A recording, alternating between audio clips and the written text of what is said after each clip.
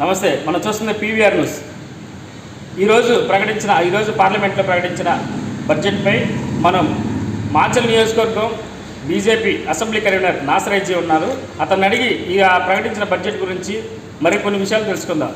చెప్పండి సార్, ఈరోజు ప్రకటించారు కదా నిర్మలా సీతారామన్ గారు, ఆ బడ్జెట్పై మన ఆంధ్రప్రదేశ్ రాష్ట్రానికి ఎంత వస్తుంది, ఏమేమి కేటాయించారు, ఒకసారి మా ప్రేక్షకులకి వివరంగా చెప్తారు. ప్రధాని నరేంద్ర మోడీ గారు వికసిత్ భారత్ లక్ష్యంగా ఈ బడ్జెట్ని ప్రవేశపెట్టడం జరిగింది.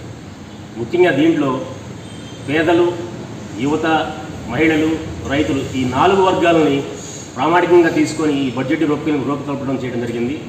దీంట్లో భాగంగా 2047కి వికసిత్ భారత్ లక్ష్యంగానే ఈ బడ్జెట్ రూపొందించారని చెప్పేసి మనం చెప్పుకోవచ్చు. ముఖ్యంగా మన ఆంధ్రప్రదేశ్కి వస్తే కేంద్రంలో నరేంద్ర మోడీ గారు ప్రకటించినట్లు డబుల్ ఇంజన్ సర్కార్ మోదీ గ్యారంటీని నిలబెట్టుకునే విధంగా ఆంధ్రప్రదేశ్కి వరాల జల్లు కురిపించారని ఈ సందర్భంగా తెలియజేసుకోవచ్చు. మంచి నాయకత్వం కలిగినటువంటి ఆంధ్రప్రదేశ్లోని సీఎం చంద్రబాబు నాయుడు గారు మరియు కేంద్ర ప్రభుత్వంలో నరేంద్ర మోడీ గారు ఇద్దరు కలిసి 2 జోడెద్దుల్లాగా మన ఆంధ్రప్రదేశ్ని ఉన్నత పదంలో తీసుకుపోయే విధంగా ఈ బడ్జెట్ రూపకల్పన జరిగింది. అంతేకాకుండా అమరావతికి 15,000 కోట్ల రూపాయల నిధుల్ని కేటాయించడంలో చంద్రబాబు గారు సఫలీకృతమయ్యారు.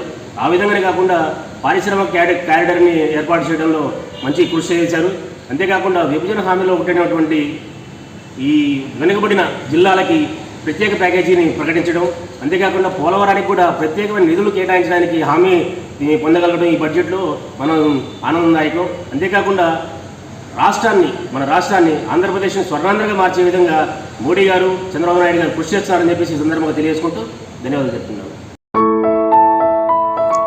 పల్నాడు ప్రజల సమస్యలపై నిరంతరం పోరాడుతూ ప్రజల మన్ననలు పొందుతున్న పీవీఆర్ న్యూస్ తెలుగు 4వ వార్షికోత్సవం శుభాకాంక్షలు తెలియజేస్తున్న మాచర్ల చక్రధర డిగ్రీ కళాశాల ప్రిన్సిపల్ కుర్రి సాయి మార్కొండారెడ్డి.